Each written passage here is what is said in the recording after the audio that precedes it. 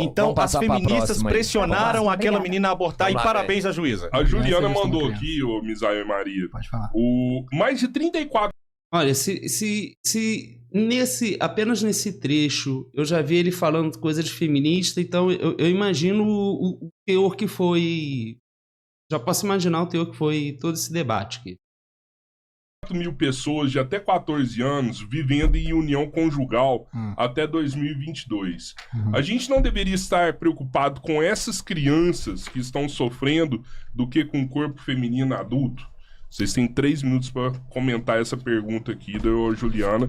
Depois o Benoni vai ter 3 minutos para falar sobre isso também. Perfeito. Cara, esse é um dos problemas mais graves que foi mostrado no censo do IBGE, né? Que 34 mil crianças realmente estão em relações conjugais. Isso é assustador, é bizarro, porque a gente não tinha noção desse número até então. O mais interessante disso é que não é nos sertões do Nordeste, como se imagina, de lugares pobres. Isso tudo é dentro de São Paulo, é no interior de São Paulo, em lugares que a gente não acreditaria nisso. A gente teve recentemente em Santa Catarina uma criança de 13 anos que engravidou de um marido, acredito eu, maior de idade, porque eu não encontrei não encontrei a idade dele descrita no processo, onde o STJ revogou descriminalizou a junção, a união dos dois, caracterizando, assim, indo contra a Constituição Federal, com algumas eu não sei qual é a palavra quando Distinguishing. eles usaram um negócio chamado distinguishing, para dizer que eles já tinham um lar formado, ele já tinha uma criança, então não seria considerado estupro mesmo o cara sendo maior de idade e a menina sendo menor de idade. Então é uma coisa muito perigosa, assim. Os problemas que a gente tem na lei, né?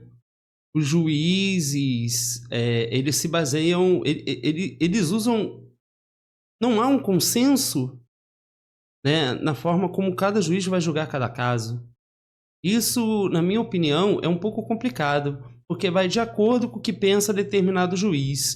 E essas situações, geralmente, elas costumam acontecer, até que por alguma sorte, esse assunto acaba caindo pelo STF. E aí no STF é que vai decretar ali o que é decidido, todos os outros têm que acatar, né? Todos os outros, as outras cortes. Então, nesse sentido, a gente sempre aguarda pela sorte. Eu acho isso o pior dos casos. Mas é assim que acontece no nosso país.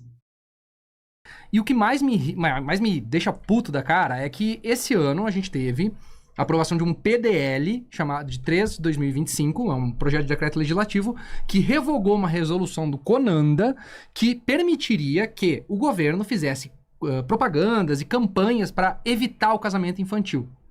Então, me assusta muito que a bancada que diz defender as crianças não tá fazendo isso, sabe? Ela tá, na verdade, querendo que essas crianças continuem sendo estupradas. Porque não é um relacionamento conjugal, e ó, nisso aqui o Ben vai concordar comigo, não é um relacionamento conjugal, é um estupro que tá acontecendo.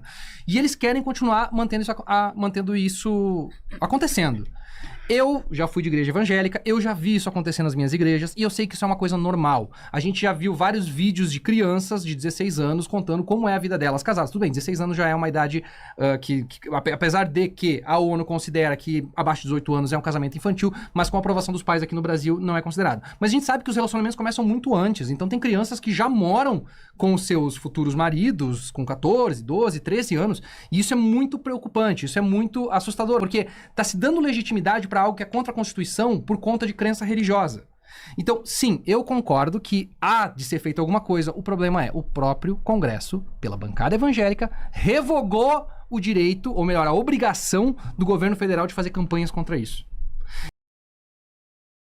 Bom, não surpreende, eu não fico surpreso com esse movimento desse setor conservador, né, da esfera política, a bancada evangélica, porque eles fazem eles fazem movimentos pro eleitorado.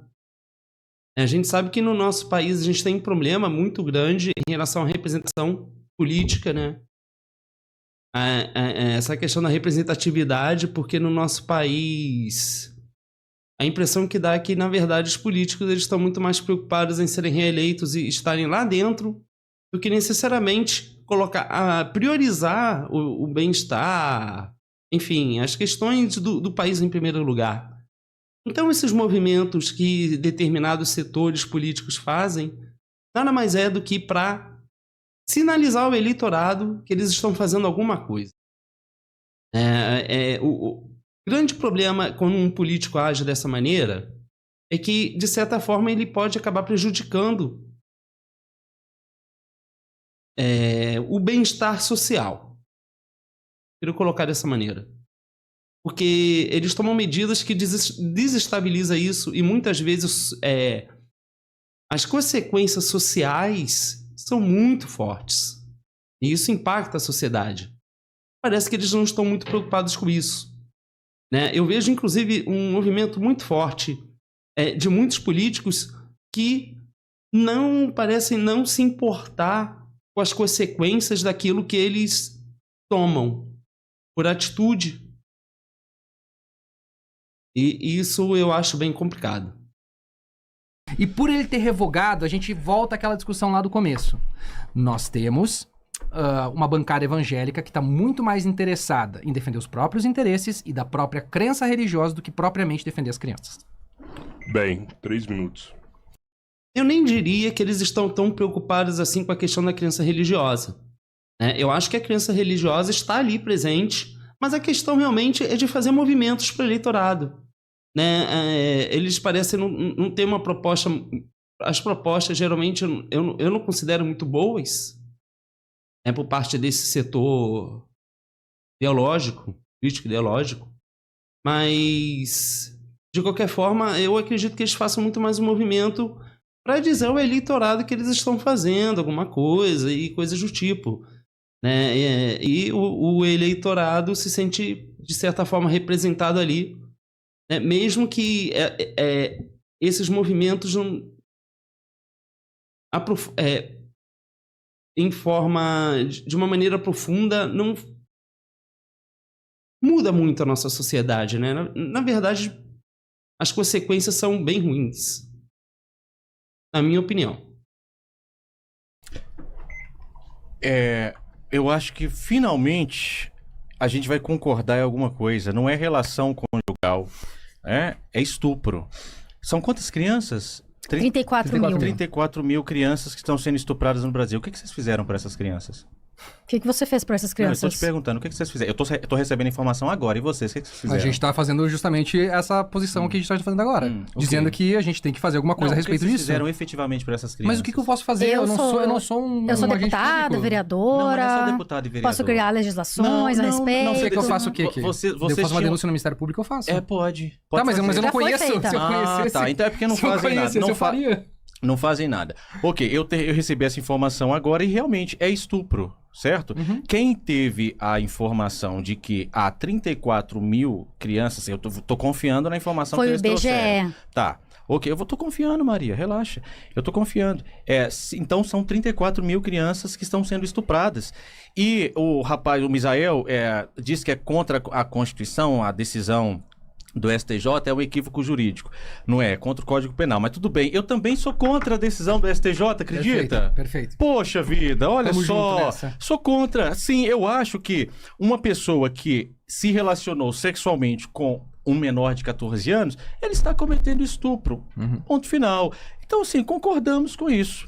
Então, em vez de a gente ficar um contra o outro, o que a gente pode fazer juntos para evitar que isso aconteça? Fazer com que as cortes superiores não sejam motivadas por ideologias e Inclusive que nós... o cristianismo, né? O cristianismo é uma ideologia. Como é que é? Inclusive o cristianismo, André Mendonça. cristianismo é uma ideologia. Tá, mas eu não quero ter essa discussão. O que a gente pode fazer juntos? Porque essa é uma pauta que todos nós somos contra. Eu vou te responder, Maria. Decisões de cortes supremas, de cortes superiores, como o Superior Tribunal de Justiça que decidiu isso, essas decisões, elas não são perpétuas. É uma decisão que ela pode ser mudada. Então, o que a gente pode fazer? A gente pode manifestar publicamente contra essa decisão. Perfeito, parabéns a vocês. Manifestar publicamente contra a decisão do STJ, que está reconhecendo, então, que uma menina de 13? 13. 13 grávida. anos está se relacionando com um homem que não seja estupro. Não, gente, isso é estupro. E eu não vou levar pro lado religioso, vocês estão querendo. Mas, enfim, não, só tô dizendo o cristão repudia estupro. Estupro para um cristão é um pecado mortal. Um cristão repudia estupro. Sabe por quê? Porque para um cristão, o corpo de um cristão é templo do Espírito Santo. Então, estupro é destruir o templo do Espírito. Então, vocês não vão aqui levar... Eu acho que se vocês levarem para o lado religioso, vocês vão tomar mais prejuízo. Por quê? Porque aí que eu vou ser mais convicto mesmo de que estupro e estuprador tem que ser punido com o máximo rigor da lei. Mas Davi... Só um pouquinho. Não, deixa eu falar. Vai. Que eu queria falar. Tem outra. 2 e 2, então. Eu não tô levando pro lado religioso. Vai dar 2 eu só tô colocando que o cristianismo também é uma ideologia e ele também não deve ser usado, ele também não deve interferir nas decisões dos juízes. Entendeu? Só isso. Eu não tô fazendo nenhum ataque a ninguém.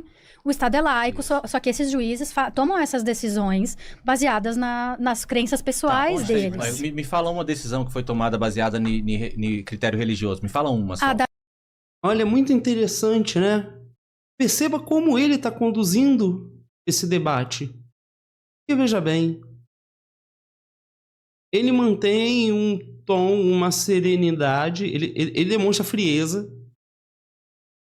A primeira coisa que chama a minha atenção é que ele demonstra frieza. E eu percebo que eu acho que o nome dele é Misael e Maria, se eu não estou enganado.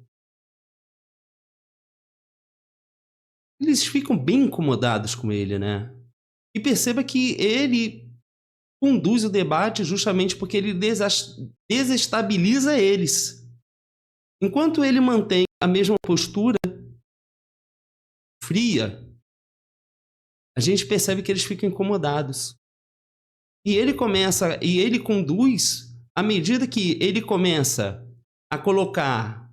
ele é o que costumam chamar de passivo-agressivo. Ele tem um certo ar de... Ele demonstra uma coisa meio arrogante, porque ele parece querer se pôr acima deles pelo tom de fala. Veja que ela até fala, não, olha... Ela tem um jeito para falar com ele. Percebam como ela tem uma maneira... É como se ela ficasse um pouco intimidada em relação às perguntas que ele faz, porque, veja bem, ele faz alguns questionamentos aqui, no sentido de, por exemplo, perguntar um exemplo. Me dê um exemplo de alguma coisa. Mas vocês estão equivocados por causa disso. Então, essa forma de ele falar, ponderada, fria, faz com que ele acabe se saindo superior em relação a eles que ficam desestabilizados. E ele percebe que eles estão desestabilizados, e aí que ele vai continuar com isso. Então veja que ele sabe muito bem o que ele está fazendo. Porém, não é a primeira vez que eu vejo esse tipo de coisa.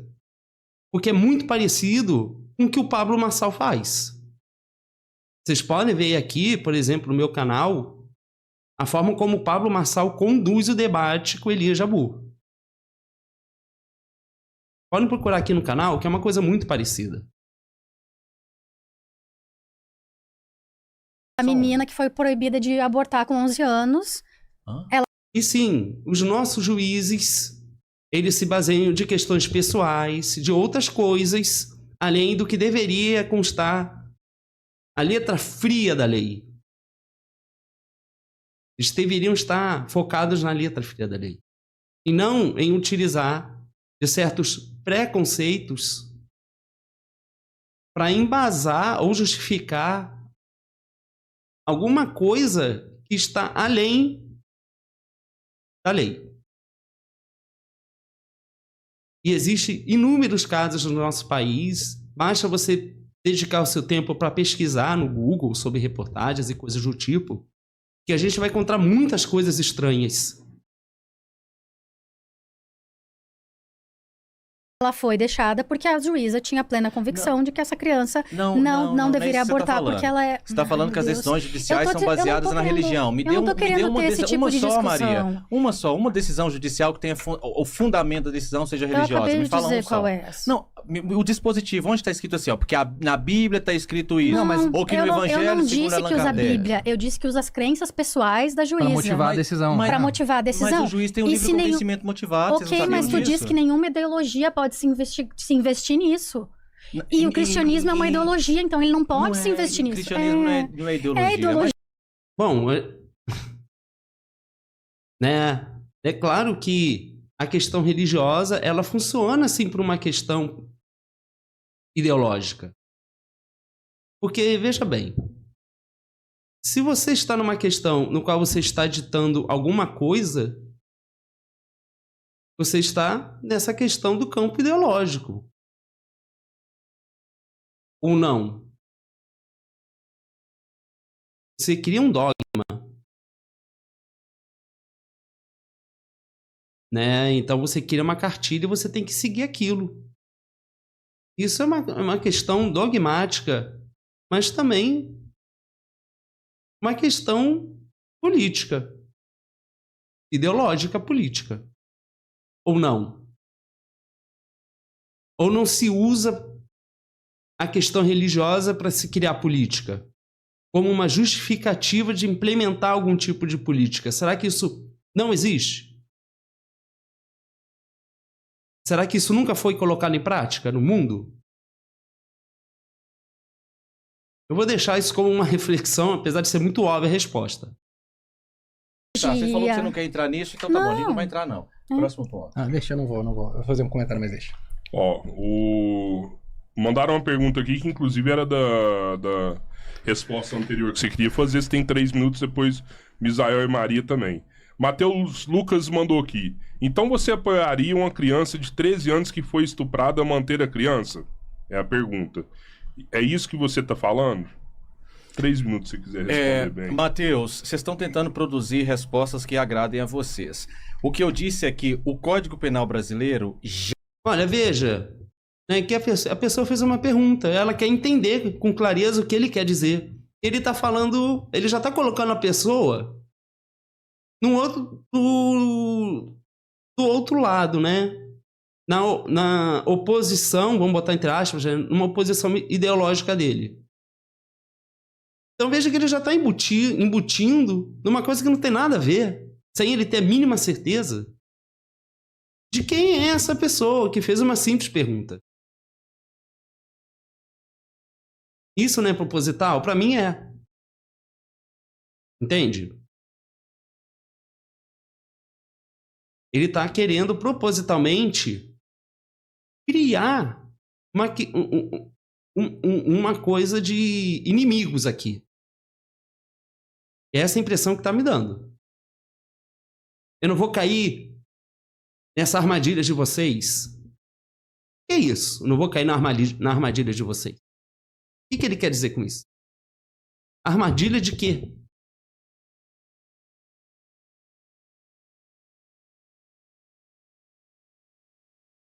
já tipifica o crime de estupro e já é permitido pelo Código Penal brasileiro que mulheres estupradas, independentemente da sua idade, possam interromper as suas gestações.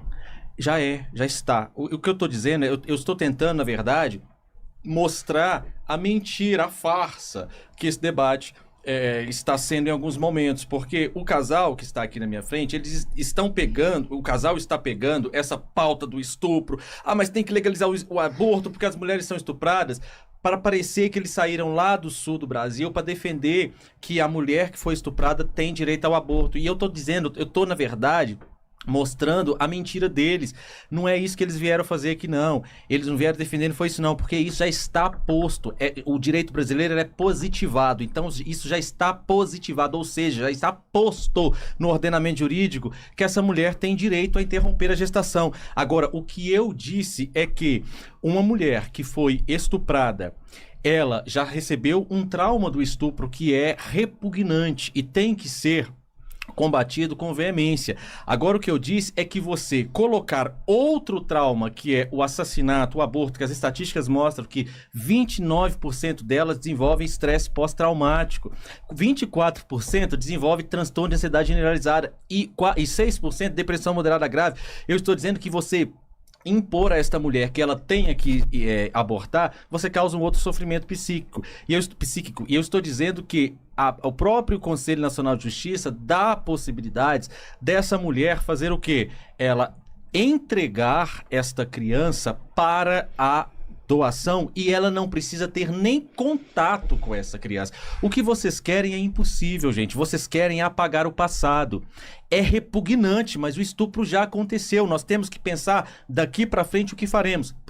Mas que interessante, né? Porque ele parece estar se contradizendo aqui, porque veja que no mesmo contexto que ele está falando que a lei já ampara essa questão de dar à mulher a possibilidade, né, de ela fazer o que ela quer, decidir em relação ao corpo dela, em uma situação específica, ao mesmo tempo ele está falando que essa pessoa ela vai ter problemas psicológicos em estar realizando por tudo que ela passou e que agora a gente tem que, na verdade, conduzir ela fazer até uma coisa que, independente se ela queira ou não, para dar para adoção. Então, veja que não tem... Eu não vejo muita lógica nisso. Ele começa falando uma coisa e termina falando outra. Ele começa elogiando e termina com uma outra linha de raciocínio contrária àquela que ela começou no início. Penalizar o estuprador com todo o rigor da lei e tentar diminuir ao máximo qualquer outro dano psíquico que venha subsidiariamente a esse estupro. Então, eu vou voltar porque eu quero ver isso com calma, essa resposta dele. Vamos ponderar por partes, se possível for. Aposto no ordenamento jurídico que essa mulher tem direito a interromper a gestação. Agora, o que eu disse é que uma mulher que foi estuprada, ela já recebeu um trauma do estupro que é repugnante e tem que ser combatido com veemência. Agora, o que eu disse é que você colocar outro trauma, que é o assassinato, o aborto, que as estatísticas mostram que 29% delas desenvolvem... Então, a lei permite, né? Mas uma pessoa, ela já sofreu um problema. Ele diz que a pessoa, ela já fica desestabilizada emocionalmente, traumatizada por uma primeira coisa. E aí ela vai ficar, depois ela vai receber uma outra coisa. Só que, ao mesmo tempo, ele ignora a questão da mulher querer ou não fazer isso.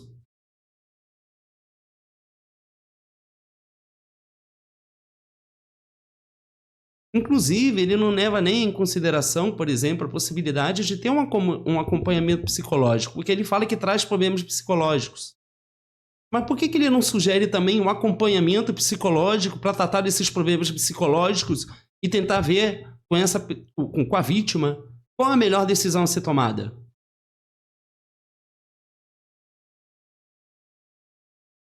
Para mim é uma coisa bem lógica propor isso.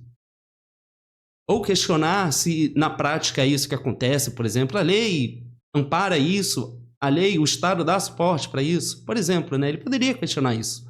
Porque eu, por exemplo, nós não somos obrigados a saber de tudo. Né? Então, eu tenho que levar em consideração também isso na questão dele. Então, ele pode questionar. O Estado permite, não permite? E ele não faz isso. Na verdade, ele está ignorando aqui a vítima.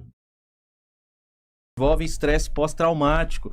24% desenvolve transtorno de ansiedade generalizada e 6% depressão moderada grave. Eu estou dizendo que você impor a esta mulher que ela tenha que abortar, você causa um outro sofrimento psíquico. E eu estou dizendo que o próprio Conselho Nacional de Justiça dá possibilidades dessa mulher fazer o quê? Ela entregar esta criança para a doação e ela não precisa ter nem contato com essa criança. O que vocês querem é impossível, gente. Vocês querem apagar o passado.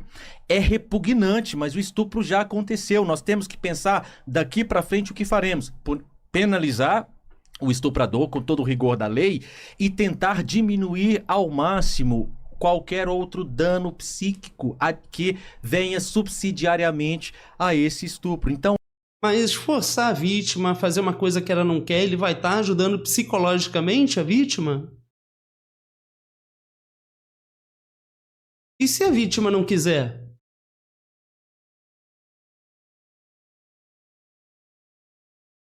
A vítima não é interessante, a pessoa ter o direito de opinar? E se for uma menor de idade nesse caso, de quem é a responsabilidade? Quem responde pela criança? São os pais. Mas a palavra final ainda assim tem que ser da criança. E muitas vezes acaba sofrendo isso dentro de casa, de pessoas próximas. Ao contrário de que muitas pessoas podem imaginar.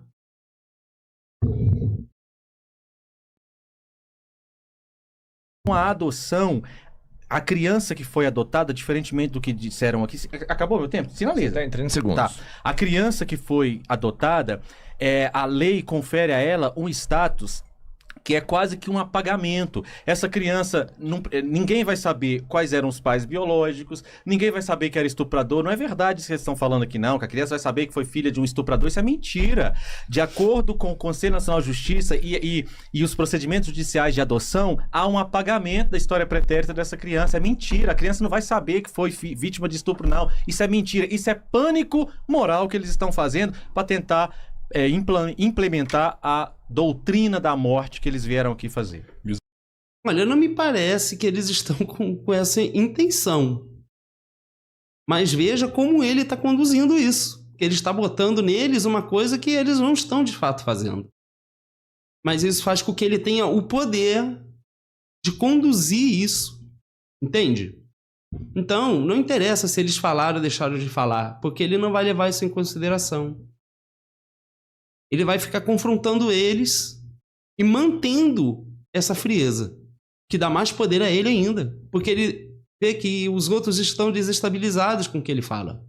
Eu consigo perceber aqui. Imagina ele que está ali de frente deles, se não percebeu na hora.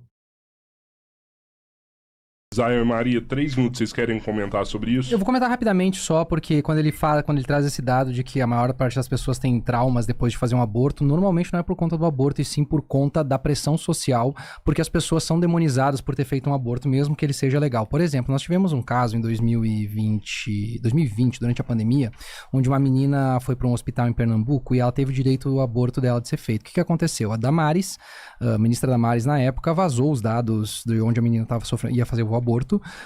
Foi feita uma vigília na frente do local para tentar impedir os médicos de realizarem o direito constitucional dela.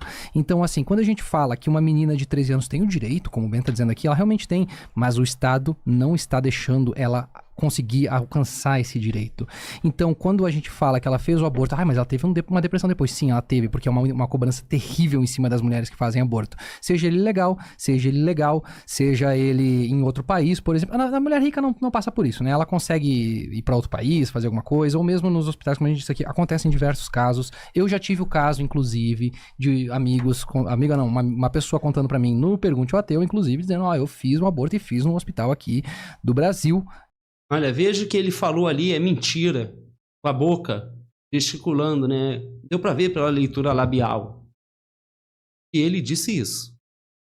Então ele está no tom de provocação, né?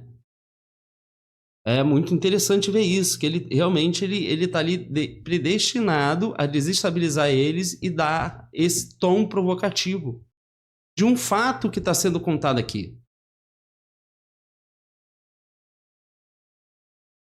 E foi feito porque eu tinha dinheiro. E eu tive todo o cuidado. Mas as mulheres que não tem acesso a isso, que são as que mais sofrem, elas fazem aborto inseguro, por exemplo, usando o Citotec, que é muito famoso, né? Inclusive deixei aqui aberto pra lembrar o nome do remédio.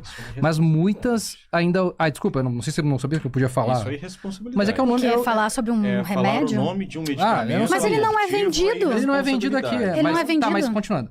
Mas muitas ainda usam... uma estratégia nefasta de fazer com que Meu quem Deus do céu. estiver Só um pouquinho, assistindo... cara. Eu tô falando, eu não te interrompi nenhuma Eu vez, sou advogado, brother. isso não Eu pode. sei. Mas aí... Mas eu não sou... Onde é que diz no Código Penal que não pode? Eu vou sair do debate. Onde é que diz no Código Penal que não pode? Cara, eu só li aqui... Onde é que diz na Constituição que não pode? Eu tô lendo a pesquisa... Tá disponível no YouTube. Não, se vocês quiserem saber, é só pesquisar. Esse dado aqui... Só um pouquinho, eu tô falando aqui. Esse dado é da Pesquisa Nacional do Aborto. Esse aqui é da Pesquisa Nacional do Aborto. Se você for ficar divulgando Amigo, isso aqui é a Pesquisa Nacional do Aborto. Eu tô lendo a Pesquisa Nacional do Aborto. Ok. Fala o nome do medicamento lá, né? Tá. Sim, fala. Sim, Misoprostol, tá escrito aqui. A maioria das mulheres usa misoprostol. Pra que serve esse medicamento? Eu não sei pra que serve, mas eles usam pra fazer aborto. Entendi. Mas muitas ainda usam métodos perigosos, chás, agulhas ou sondas. E isso que eu tô dizendo, que Hildon, ele falou que ia sair se falasse o nome do medicamento. O medicamento foi mencionado. Ele não saiu.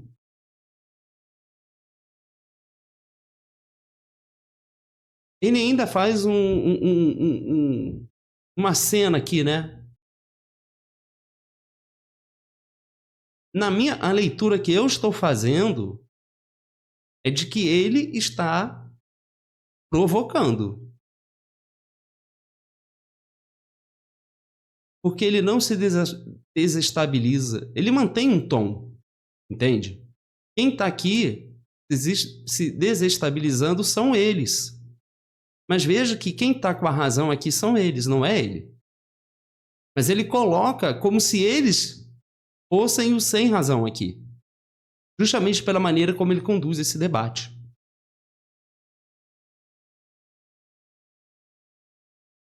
Veja que ele não altera o tom dele. E ele se coloca acima. Porque essa frieza dá esse poder a ele.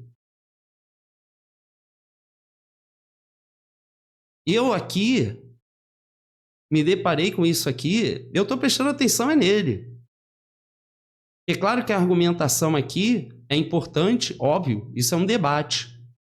Mas ele parece que ele não está muito preocupado em ir para as questões das ideias. Ele parece que está mais preocupado em atacar eles pessoalmente. E quando você desestabiliza alguém emocionalmente, isso vai influenciar na linha de raciocínio dessa pessoa. Porque veja o comportamento deles em relação a ele. Eles tratam ele como se ele parecesse uma autoridade.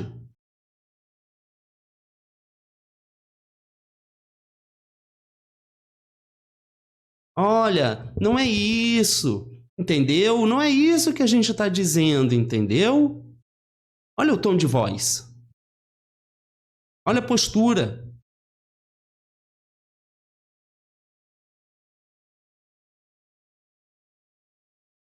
E talvez na hora nem eles tenham percebido isso, porque isso é uma coisa psicológica. E a impressão que eu tenho é que ele parece saber disso. Isso é um show, isso é uma performance. Ele não está preocupado aqui em debater ideia, ele está preocupado aqui em performar. E ele está conseguindo. Pelo que eu estou vendo aqui, eu não assisti esse debate, é um corte que eu estou pegando, mas isso está me resumindo muito bem como deve ter sido o teor desse debate. Inclusive pelo início do vídeo, né? Ele já começa já falando questões... você está falando aqui de feminismo, provavelmente ele está falando que há um domínio de um pensamento feminista, né? E é um discurso perigoso, porque aqui ele está se utilizando de um preconceito que pessoas que olham ele desse jeito, de terno e gravata, né? E há uma questão também simbólica, né? Para corroborar esse teor de ter essa postura mais elevada, uma pessoa que não é muito aprofundada no assunto vai se deixar conduzir por isso facilmente.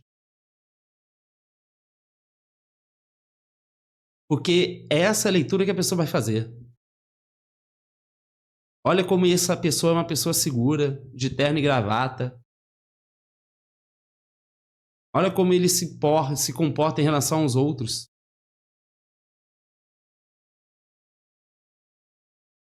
Eu concordo com ele, porque ele está certo, os outros estão nervosos.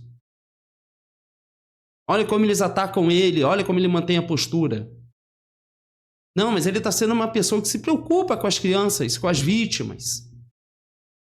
Porque a leitura de uma pessoa que não tem um aprofundamento vai ser essa. Uma leitura simples. Vai pegar uma coisa complexa e enxergar aquilo de uma maneira simples.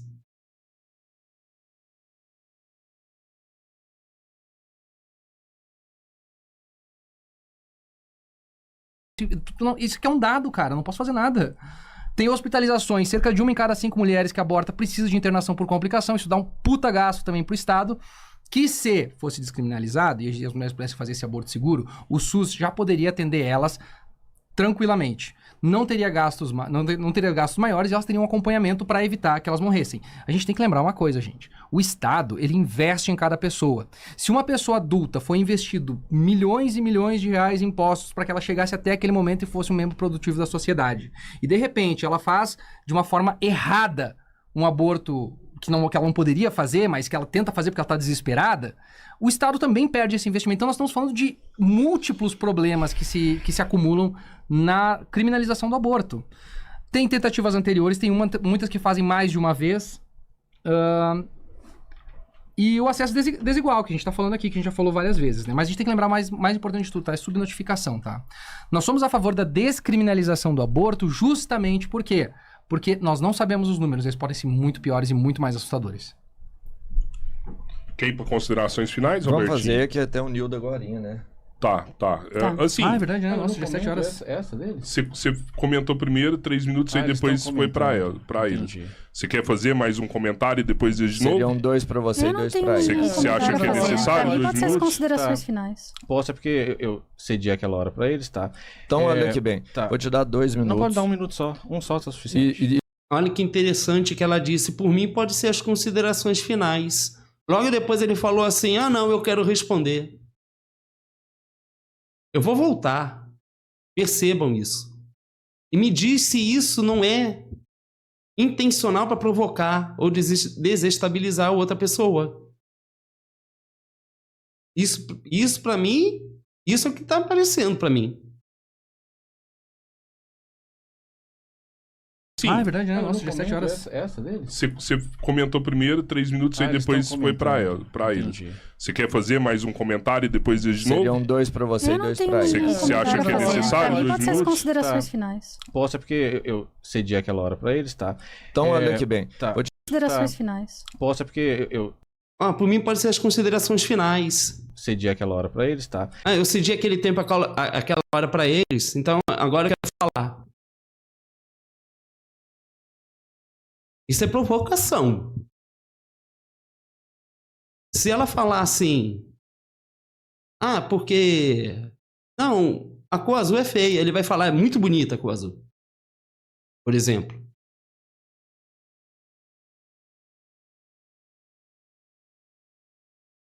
Então, olha aqui bem. Tá. Vou te dar 2 minutos. Não pode dar 1 minuto só. Um só tá suficiente. E depois eu vou dar então pra eles 1 minuto também de resposta Tá, sobre ok. o que você vai comentar. Ok. E depois a gente vai para Tá, considerações finais. o que o Misael acabou de fazer aqui é de uma irresponsabilidade sem tamanho.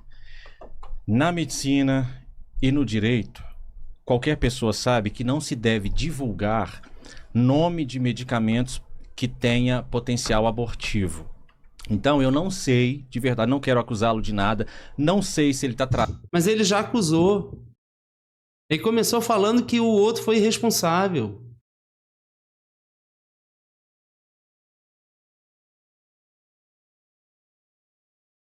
Então, assim, ele não está preocupado aqui em ser coerente com nada. Ele quer performar. Ele quer desestabilizar os outros e, com isso, manipular o debate para que ele dê a impressão de ser uma autoridade. Porque você perceba que ele faz questionamentos que pegam eles de surpresa. O Misael e a Maria. E eles gaguejam. Eles ficam sem saber o que responder.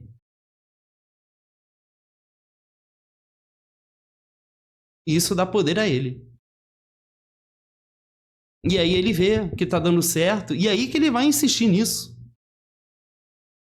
Trazendo o nome desse medicamento para que eventualmente alguma mulher que esteja assistindo use esse medicamento ou não, mas isso é de uma irresponsabilidade sem tamanho. Não se divulga nome de medicamentos potencialmente abortivos em rede nacional dessa forma. É extremamente irresponsável o que o Misael acabou de fazer. E o Misael mentiu. Um jornalista mentiu. Os dados do Journal of Environment Research and Public Health traz os 29% estresse pós-traumático, 24% transtorno de ansiedade generalizada e 11% de depressão moderada a grave. Esse estudo não disse que é por causa de pressão social. Isso é mentira do Misael. O Misael está tão sedento por fazer com que as pessoas matem os seus filhos que ele está mentindo sobre dados que são públicos. Deu tempo. Ele não disse isso.